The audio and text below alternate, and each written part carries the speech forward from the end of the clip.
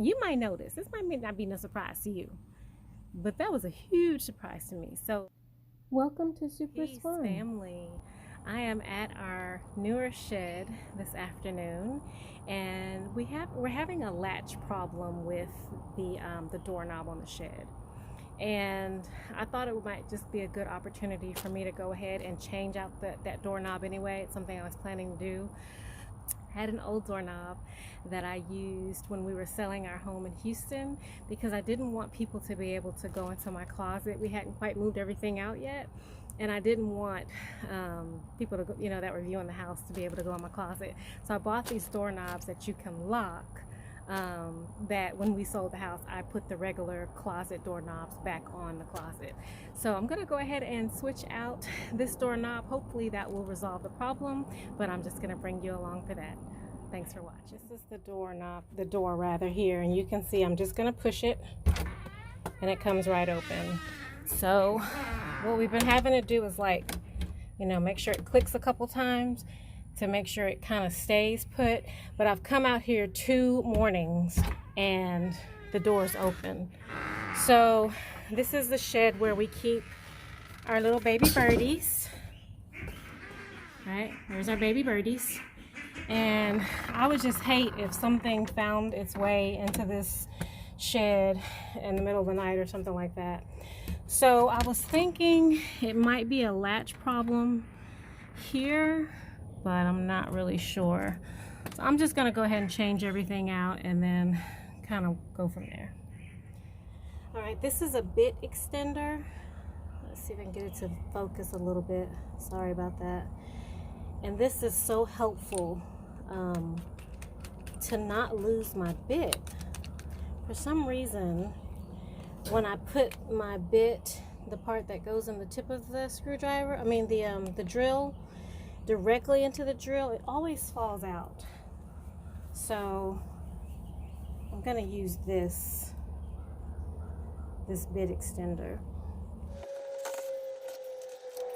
All right, that screw is stuck.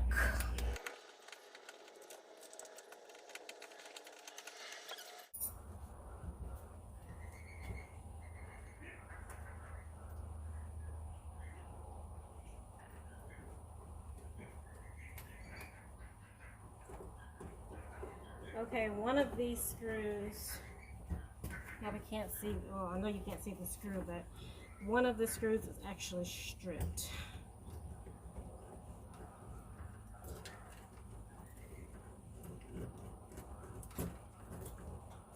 I think the problem we're having is this doorknob. I hope that is really what the problem is.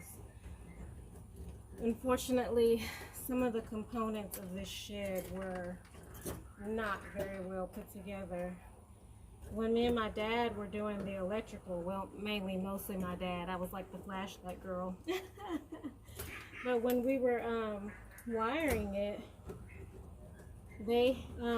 when they initially put the outlets in, they tightened them so tight that it pinched the wiring. So we had to replace the wiring that I paid a lot of money for them to do where we purchased the shed from.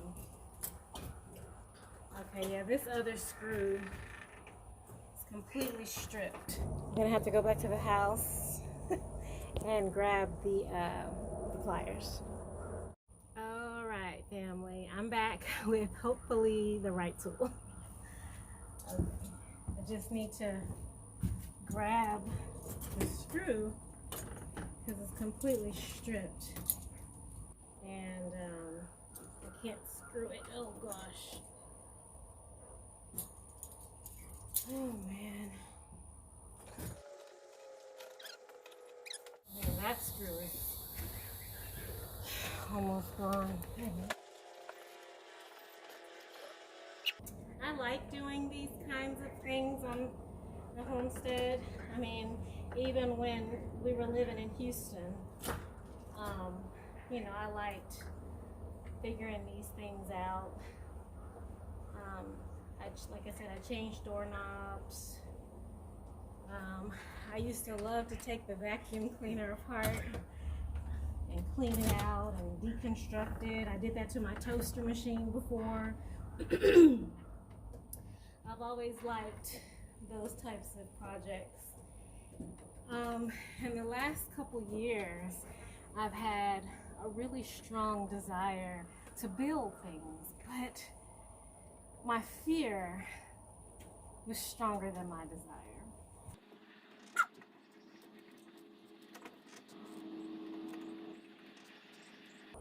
I guess I should say the last maybe 5 to 6 years, because I built all of our raised garden beds in Houston, and I taught myself to sew, and I taught myself to crochet, and I just had this urge to use my hands and to figure out a way to translate the creativity that I have in my head to actual meaningful productivity.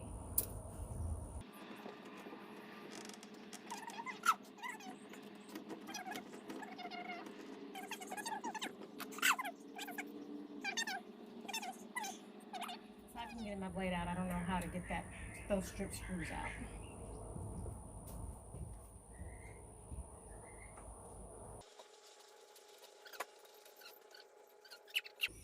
I'm sorry for the coughing and the clearing throat, got the screw. But it's springtime. The pollen is killing me, as well as everybody else.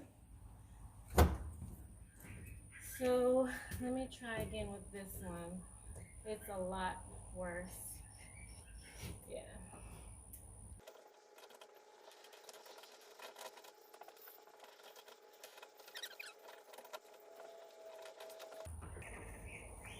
Okay, I was able to get it off. I had to use my vice grips, and you can see that screw is completely stripped. I had to use my vice grips and just slowly and painstakingly turn the screw out. The doorknob is still good, and I will keep that doorknob because I found they come in handy oftentimes. And doorknob comes off once you take that. I'm sure there's an official term for this. I'll put it on the screen. Now we're gonna put this plate back on.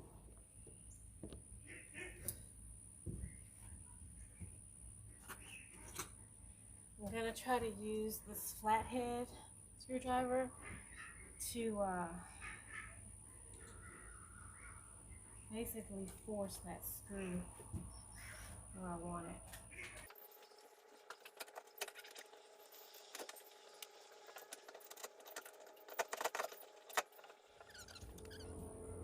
Alright. Next we're going to put this, it's called face plate. Just a tip from me. Whenever you save doorknobs or whatever, put the instructions with it as well, because you're going to forget how to do it even though you may have done it 10 times before. This is called a latch. Okay, so we're gonna install the latch now. Just pro tip, I guess, or wannabe pro tip.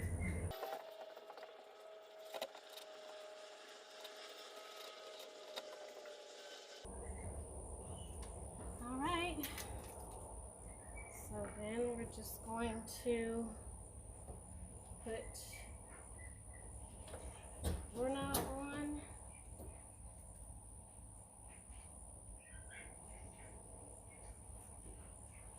And this is always a tricky part because the screws, they have to line up on the inside, right? We want for the little square in there to match up with that square, with this square here.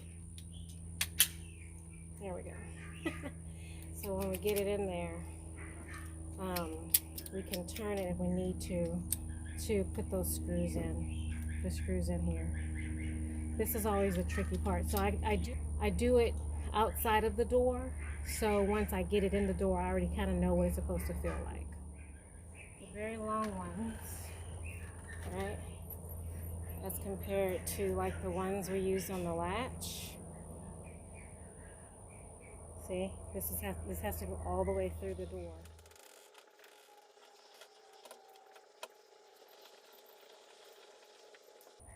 Guys, I'm putting this on the wrong way. After all that struggling to get that screw in there, I'm putting this on the wrong way. I'm going to talk to y'all about some things regarding this shed. Just more so lessons learned, you know.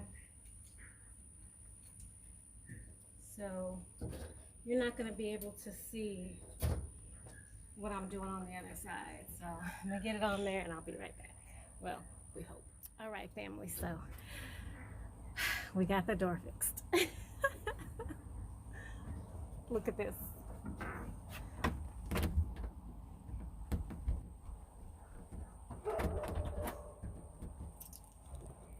It's fixed. I even have the key. All right. That's all done, family. So just a couple things regarding this shed. And I think we will probably do an actual shed video. But while it's on my mind, I just want to share these things. If you're going to purchase a shed for your homestead, if you can, do not finance it. They don't even call it financing. It's called a rent-to-own. And you will wind up paying 2 to 3 times more than if you had bought it in cash. That's the first thing. And I think that's sort of the case with most large purchases. You know, you save money if you can buy it in cash or put something down to take off from the amount that you're not able to purchase in cash. The second thing is they charge you for everything. If you want to add a window, if you want to add a door, if you want to add an extra socket, actually if you want to add a socket, the electrical package was somewhere around $600 and it only included 4 outlets. And that's not enough. 4 outlets is not enough. That's literally 1 on every wall, when, you know, I think a normal house probably has 2 on every wall, maybe even 3 in some places. I think the major thing that I want to share is when we got our shed delivered, it sat here for months. And I wish, common sense now, but I wish I had known to inspect the shed pretty soon after they installed it. Ours is sitting on blocks.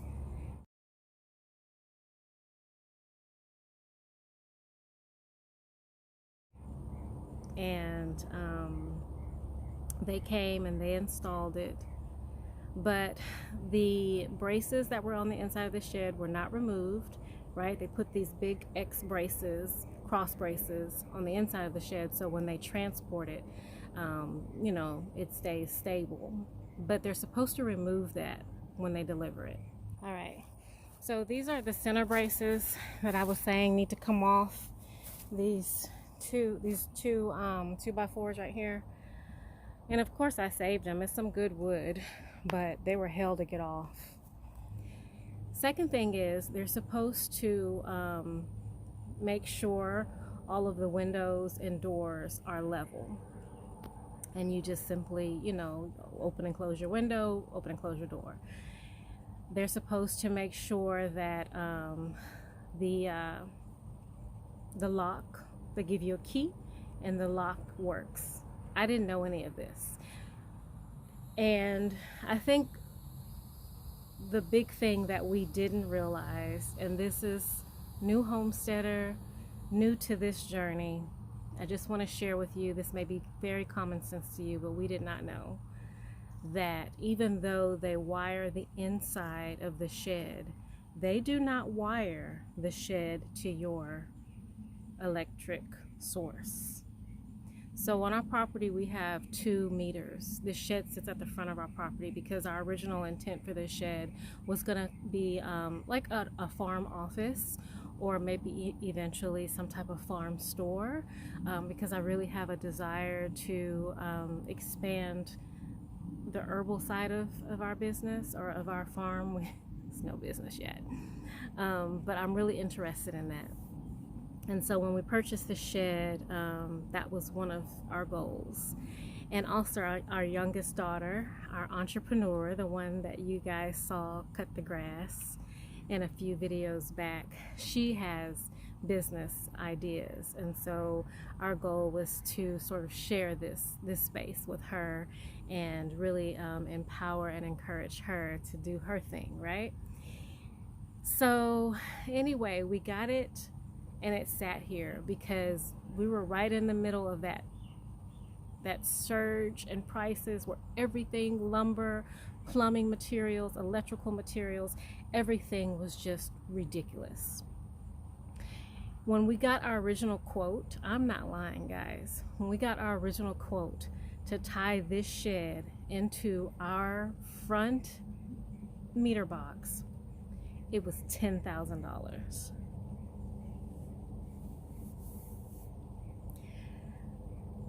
$10,000, guys.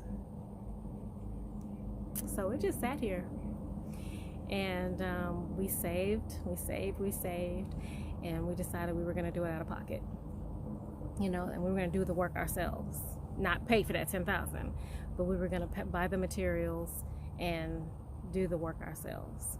So that's what we did. My dad came over. It was my birthday weekend, the weekend I got my saw. And we spent that whole next 2 weeks. I want to say it took us 2 to 3 weeks, because we're just doing a little bit after work. He works full time, I work full time, so we were just doing it as we could. And let me tell you something. The wire, the big black wire, I have a little bit left over. I'm gonna show you.